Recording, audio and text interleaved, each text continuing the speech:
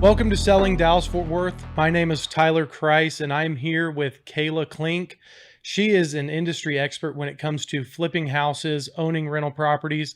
At the young age of 28, she's already completed 17 flips, has 6 rentals, and I'm excited to jump into this with you today. Yeah, I'm excited to be here. Thank you.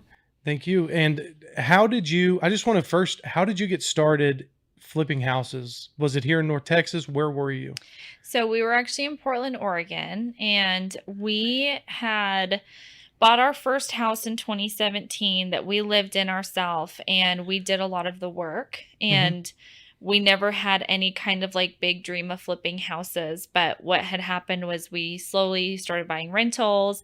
Each rental we bought, we had to do our own work to it. And then in 2020, right when the pandemic hit, my husband lost his job. He was in project property restoration. Yeah. So he had a lot of contacts in the industry, but because it was Oregon and the pandemic had hit, it was really hard to find another job. And so one day I was like, you should just start flipping houses. And that was it. The rest was history. And so we started looking for houses in March of 2020, but we didn't actually get one until May of 2020. So from May 2020 to now, you guys moved here to Dallas Fort Worth. Mm-hmm. How many flips have you been able to do in that short time period? 17. That's amazing. Yeah. So tell me, I'm going to start. We can talk forever about how you get started, but when you got here, where were you finding and sourcing your deals originally? So we actually bought a lot of our houses before we had actually moved here. So we were having an agent who my mom knew because she did her own flips. This agent did. We found them through her. She helped us find them on the MLS for the most part. That's amazing. And you made on MLS deals work, Yes. which I hear from as an agent myself and somebody who flips houses. People all the time are like, there's nothing on MLS that has numbers that work. Yeah, I don't agree. There are if you find it right and you know how to do it. Yeah. You might have to take a little chance on it, but right. So the majority of yours are found on MLS? The majority are MLS. We've had a couple weird unicorn deals. I had a guy walk up to me while I was working at a house, physically walk up to me, ask me to get in his truck so he could show me a house. I went in and got my husband. Turned out he was being totally honest. He really wanted to just show us his house, and we bought that house. I had another random deal. I had an agent bring me because he actually already had the buyer. He wanted to have us buy it, flip it, and sell it to this person. So that was a 32-day flip. That's nice. So there's some like random ones thrown in there, but the most part is the MLS. most part are MLS. And I'd say I'm the opposite, to where even though I'm on MLS every day, most of mine are wholesale, right? Like I buy them from either they're wholesalers, or I have a good friend of mine who's been on the show that finds and acquires deals, and it's like, hey, do you want this? And it's like, hey, I'll take the assignment, and then I'm flipping it. So I'm guilty as well of like looking on MLS and be like, oh, I don't see anything here. So that's really cool. What is your, I guess, experiences with flipping, the good, the bad? What's the best one that you did? And then what's a horror story? Okay. I'll start with probably horror stories. We had one that we actually had to, we had fixed the foundation and the main wall of the house was still really crooked. Every framer told me it wasn't going to work. Every contractor told me there was no way we could fix this. But we knew we had to have an engineer come in to pass the inspection on the foundation. And I didn't want them to come in and see this house all crooked. And so I actually ratchet strapped the main beams of the house to a telephone pole out back to pull the wall back. And it actually worked. It worked? It worked. And so that house was crazy. We did pass all of our inspections. We got our stamp from the engineer. And that house we made about $150,000 on. So what was your purchase rehab? We bought it for $120,000. I'm having to remember this It's okay. I'm off the top throwing of you on my the head. spot. So we bought it for 120. Our original budget was 80. We ended up putting about 95 into it. And that was only because there was a few houses, a few really good comps that sold as we're getting towards finishes that sold for way over our ARV, but they had some really nice, like nice countertops, quartz countertops, nice tile. So we kind of upped a lot of our finishes so that we could use those comps. We sold it for $390. And a pretty quick turnaround. Yeah, it sold within a week. And it took us that one took us longer to do. So that one took us 6 months to do because we were having issues with the city of McKinney. Yeah. But you were doing it right if you were talking to the city. We were doing it right. And we always do it right. That's really important to us. I agree. There's a lot of houses that they try to fly under the radar, and I find you usually get caught, especially in a city like McKinney. Yeah. We're in the city of Southlake. They don't let anything get away here. So that's pretty dang good, though. Yeah, that was a good one. I would take 150 in 6 months. Yeah.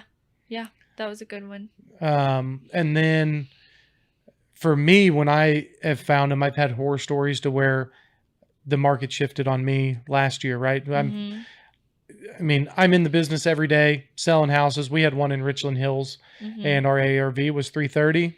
Market changed last April, June, and I still own the house. It's a rental property. Yeah. So we just made it a long-term rental because they're not losses until you take them, right? So we had the same thing happen at a house in Sherman. We listed it the weekend interest rates went up and it didn't sell. So. Yeah, and ours was more of an inventory problem. It's a 1953 house. Yeah. It was good. We did a lot of work to it. It was nice, but in a 330 price point, 300 price point, if you can go buy a 2000 build, slightly better schools, better area, you sacrifice on a yard, but a first-time home buyer, if I'm an agent, I'm going to tell them, hey, let's buy a newer house. You're going to have less problems. It doesn't matter how much I've done to that house. Right. It's still 1953 house. So that one's a rental. It's working though. So. Yeah. That's how I felt about ours that didn't sell. It was like, well, we were able to pull out cash. We did pull out cash. And then, so we got our down payment back, and then we have it rented, and we make money off of it every month. Yeah. So it worked. Yeah. Ours is a similar situation. It works. That just doesn't work how we went into the exit strategy. So you brought up being able to pull money out. I just wanted to, I know you do more than just flipping houses. The Flips Made Simple. How are you educating yourself and others on how to finance these deals? So, Flips Made Simple is basically, we created that as a resource to teach people how to flip from start to finish. And no one is going to be able to have the amount of knowledge that I have just from taking the class, because I've done 17 flips, right? But my goal is to show people what it really looks like. Not what it looks like on TV, but what it looks like in real life. And so when you talk about financing, there's so many options. We use hard money. Yeah. And I talk about hard money a lot. That's not the only way, but that is what we use. We have done things like take out a HELOC on our primary to use to go buy houses to pay cash for. We have used money from people that we know just because it can be a little bit cheaper to do it that way. So there's certain ways, but I think what's important is like anyone that thinks you have to have cash to flip, like just pay all cash for it, you don't. There's other ways. There's a lot of other ways for you to be able to finance it. Well, and there's a lot of good hard money lenders that can get it done. Right. And sometimes if the numbers work, they're going to finance the rehab as well. Yes. Which do you want to shout out or recommend any hard money lenders that you prefer? Yes. So Rain City is based out of Seattle. We use Chris Burdick, and they're amazing. And what I loved about them. And they'll lend here, obviously. Yeah, they're licensed here. They lend here. And what I love and respect about them is when I went to them and had never done a flip before, like there was no doubt. They just said, well, we're going to figure it out. And they lent us our first deal. And of course, ever since we've been working with them, but they will, they want to see what are you buying it for? What is it going to take to fix it? What are you going to be able to sell it for? They're going to make sure that it's all legit. You can't take them a bogus deal. But I just appreciated that they gave us that chance. And they understood the numbers here in Texas, because obviously prices have gone up, but what you're able to pay for labor and remodel, and obviously you're doing a lot of the work yourselves. Right. They were able to see it and correlate it for Yes. Seattle prices. Yes, that never seemed to be an issue. I think the one catch that I can run into sometimes is what you will never see on the West Coast is an upside down deal. And an upside down deal is when you are buying something for less than what the rehab is going to cost. And that is something that I think West Coast hard money lenders have a hard time understanding. To them, they're like, if it's going to be more than the cost of the house, it can't be a good deal. And that's just not the case here in Texas, because you can get houses for really cheap, but maybe you're paying 60 grand for a house that needs 100 grand worth of work. Okay. So they took a little education. That's a good term. So I guess if people watching this and they want to know, like, if you had to educate somebody on how to get started, and cycle us through like how Flips Made Simple can, obviously they're not going to know everything right away, like, or by what I've experienced, but how it helps them go from maybe even no money, not even talking to a hard money lender, to, okay, this is how I can get financing. Here's how I can find the deals. And then obviously organizing the contractors or the DIY doing it themselves on some of the repairs. What do y'all do? So I created a masterclass that has 7 chapters, and the first chapter is finding the deal. Really, the first 2 chapters are about sourcing the deal, finding the deal, working with an agent. If you are an agent and you want to just figure out maybe how to even help a client. And we go through our strategies on how we can get pricing down on the MLS. And it's actually not even until the 3rd chapter that we go through all of the financing. And it is like, it's intense. I went through, I actually went and recorded myself doing this whole thing on a whiteboard, going through like exactly how I do it.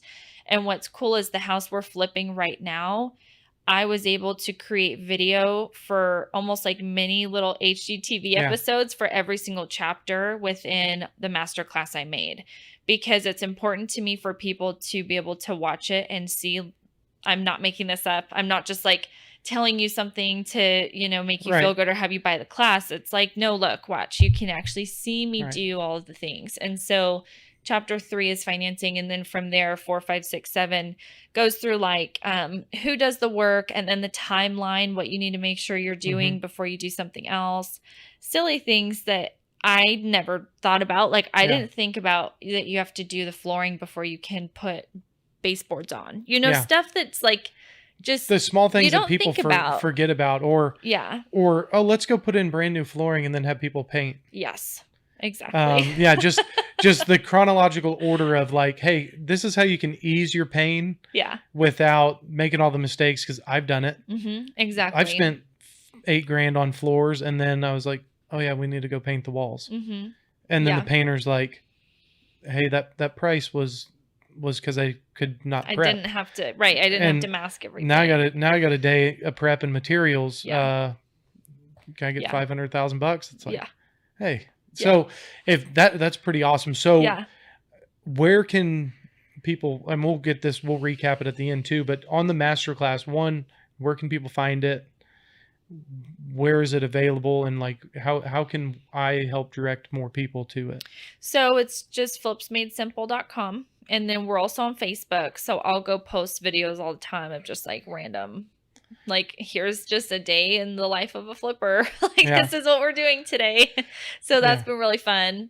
But just flipsmadesimple.com, Flips Made Simple on Facebook is the easiest way. And everything's recorded, right? So like they can go in and see it, and then we get to be able to follow you. The day in the life, that can be fun some days and miserable. Yes, that is a good way to put it. And I can go through mine because I know a few off the top of my head.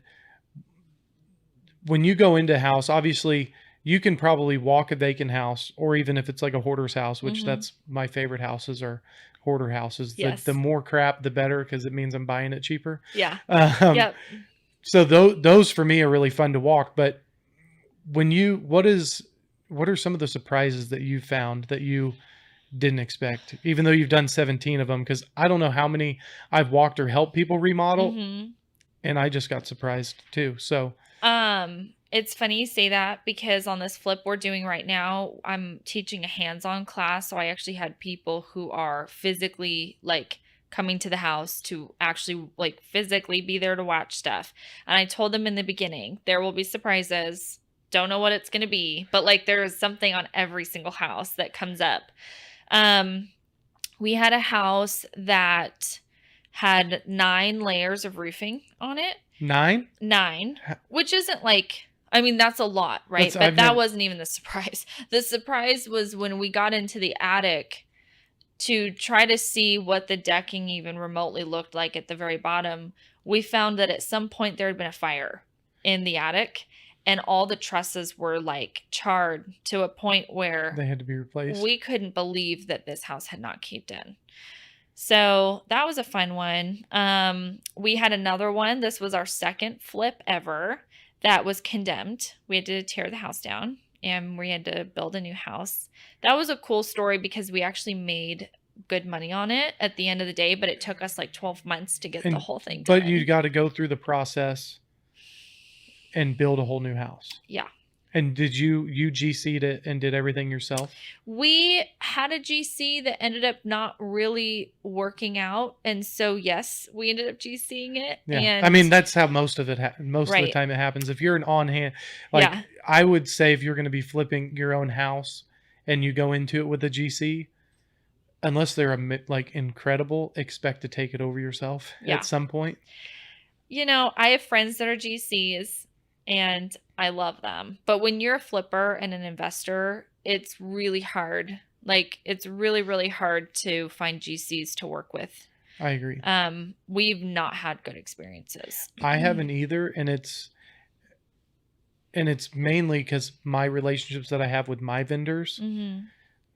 and then the GCs have relationships with their vendors, Right. and then the GC has to make money too. Mm-hmm. And it's a lot of times it's been my head. I'm like, just nitpicking. I'm like, hey, go bid this out, and then I get a bid and I just destroy it. Right. And they're like, what are you doing? Right. They're like, what are you like? You're shredding this. I'm like, yeah, because I know how much this. Well, they're like, well, do you want to do nothing option, Right. or do you want to do it? And I'm like, well, I guess I'm doing it myself. Mm-hmm. Yeah. That's the so problem I'm the we have roadblock too. on a lot of mine. Yeah. We'll say that sometimes too, like, okay, we're going to just hire stuff out on this one. And then we start getting bids and we're like, that's ridiculous. We can do this ourselves. Yeah. And so then we end up doing it. My husband did probably 80% of the inside work on this. That's on amazing. This one. Because I used to do everything, like as much as I could. Obviously not foundation or plumbing. Right. But if it was, I got to change some electrical plugs, some lights, or I was the painter, I've redone hardwood floors. I sneezed out dust for like a month. So don't hire somebody. This time I just covered it with vinyl plank. I was like, I saw the natural hardwood floors and I'm like, vinyl plank's $2 a square foot. Yep. Redoing these about $4. Yep. I'm just covering them. Yeah. Because I mean, they turned out pretty. It was a good experience, but I don't think I ever want to do it again. Right. A nightmare I just had on a flip in Irving. We had done the foundation. All went well. Older house, 1958. Not that many brick ties. So once we brought it back up, all the brick was loose. Like I could move some of the walls with like my finger. Oh my gosh. So no problem. We had brick guys come out, retie it all in, but they found bees. Okay. And all I do is get a little video and it says, hey, can you call a bee removal guy? I'm like, what do you mean a bee removal guy? It's just a video right at the eave of the house where the freeze boards are. And it's just like a bee going in and out every millisecond. Okay. And so I call a bee guy. We had probably about 500,000 bees in our wall. Oh my gosh. Luckily, they were able to save them. I was going to say, what did they have to do? So you can, learned a lot. So one, you can't just, if you just go and kill them or exterminate them, you still have all the honey and the honeycomb, so cockroaches and rats Oh no. love Okay. them. So didn't want that because I already had cockroaches in the house. I was like, I don't Mm-hmm. want more. Mm-hmm. So they had to cut them out. We had a beekeeper come in, and they have like a bee vacuum. Wow. So they like vacuumed it all up, cut out the honeycomb, saved it, and then they take the bees to a bee farm. Oh my gosh. How But yeah, cool that they got saved though. it's cool that they got saved. It was $900 I didn't want to spend. Right. But yeah, that's been my like Wow. what? I mean, I've had the crushed cast iron. Right. Oh, I had a nightmare one in Hearst. We repiped the sewer, and it was a galvanized water line, but it was holding. Mm-hmm. But when they uncovered the main lines, it ran parallel with the sewer. Mm-hmm. And once the dirt was uncovered, it just made the galvanized pipe that much weaker. Mm-hmm. So city passed the sewer, it gets recovered. I get a phone call the next day from my contractor. It was a pier and beam, so the crawl space, we had 2 feet of water. Oh my gosh. So then we had to dig everything, repex, and do everything. Oh my gosh. They're fun. Yeah, they're fun. We just had to do all new pecs on the house we bought, and we did not budget for it. We weren't planning on doing any plumbing at this house. Yeah. So that was $12,000. We weren't planning on spending. So was it a slab, or did you drop them from beam. the tops? Pier and beams? Pier and beam. Yeah. Yep. That's a big house. Is it a big house? No. No, not 1,700 square feet. Okay. Yeah. It's gonna be pretty. But it was a lot of work. They had to dig. That was the biggest issue with this. People don't like digging. No, I don't want to dig. I don't want to dig either. Yeah, that's like the biggest unknown expenses when I've had to. Yeah. Oh, hey, your sewer's broken. PVC is cheap. Right. People to dig a foot is not. Mm-mm. It's crazy. It's like nobody wants to dig. Foundation, electrical, even if they have to run like a ground wire out to a shed or something. I couldn't believe some of the quotes I got for things like that before. Oh, just to get electrical out to like a back house or like a detached garage type thing. Yeah. It's so expensive. Oh yeah. They're really proud of their shovel work. Yeah. But hey, it's okay because I'm calling them because I'm not out there doing it. So I'm like, yeah. There is some give or take there, but it's like, I know it's 108 degrees. I need you to dig a 50-foot trench in 24 hours. Yeah.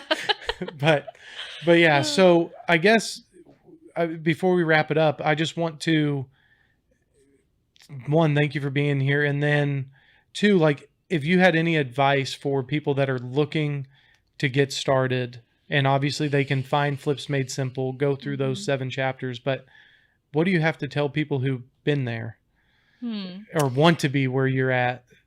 I guess just don't be afraid to do it. And I know it might sound cliche, but we had no experience. Like we had done some of the work ourselves at our first house we lived in and our first 2 rentals, but we didn't really know what we were doing. My husband was in project restoration, but he was a manager. He wasn't doing the work. So we figured it out and we were able to learn, and like my degrees are in accounting. So if that tells you anything, yeah. My degrees are business and accounting. So just don't be afraid to jump into it. I think that people need to be ready to have multiple exit strategies. Right. Don't be upset if your house doesn't sell because you can rent it or Airbnb it or something. And maybe you just do that for 2 years and then, you end up selling it. Right. Just like I ran into when interest rates changed last year. Yeah. Once like I found, like you said, you have to have multiple exit strategies and real estate in general, the people that survive, you have to be able to pivot. Yes. Right. It's not, there's a lot of gurus out there, I say in quote, that it's like sell a rigid strategy. Yes. Rigid strategies you can't really implement them in a real day-to-day market because things change and everything that changes, we don't control. Right. So I like the multiple exits. So where did y'all learn, other than trial and error, what was the best resource for learning how to physically do the work that y'all do? So I will tell you right now, I do a lot of the figuring out things, figuring out what's going to happen where. I will get under a crawl space. I will put myself in nasty places. I'm fine with that. But the actual work is my husband. So he had worked in a cabinet shop in like 2015 or something. Uh-huh. And he learned a lot of skills with cabinetry. And if you can figure out how to do cabinetry well, I feel like you can kind of take that and do a lot of stuff. So Yeah. like from there, you know, and also like if we're being real, a lot of the work is not that hard. No, If you know it how just to takes use the patience. tools and like find some shims, if it's an old house, get ready to shim like everything, you're going to be fine. So, he uses YouTube. We had some kind of complicated framing stuff and he was just sitting there watching YouTube videos. It was just it's been Yeah, cool to watch him just just to figure it learn. out. Yeah. And that's what I kind of got thrown in the fire too when I got in all of this. It was like my father-in-law's a property manager. It's like, hey, we need to do make readies. Hey, we need some handyman stuff. And Mhm. it's like, oh, I would love side money. Right. And he would just throw me into situations. And it's like, I was pretty handsy and like hands Mhm. on and learn quick. But yeah, I just say jump into it, like Mhm. she said, and get your hands dirty. And you're going to make mistakes. Yeah. It's going to cost you money Yeah. sometimes, but in the long run, it's pretty fun. Right. And that's also like part of it too is you have to look at it like, okay, you might do this and mess it up, but a lot of time the cost of you having to redo it is still cheaper than what you would pay to hire someone to do it. Right. So, I would agree completely. Well, and then after you do it yourself enough times, I found the more you're in this, then the more contractors you meet, mhm. those prices just continue to tumble down. At least they Right. did for me, to where it's like you have the option to not do it Right. at a certain point. Yeah. You can still do it. But no, that's great info. I know we got to wrap it up, but Kayla, thank you for being here. I appreciate your time. And if you guys need anything, Flips Made Simple has an awesome 7-chapter series on exactly how to flip, how to get into it. She's an expert, and better yet, she's willing to help in any way she can. So thank you. Thank you. Thanks for having me.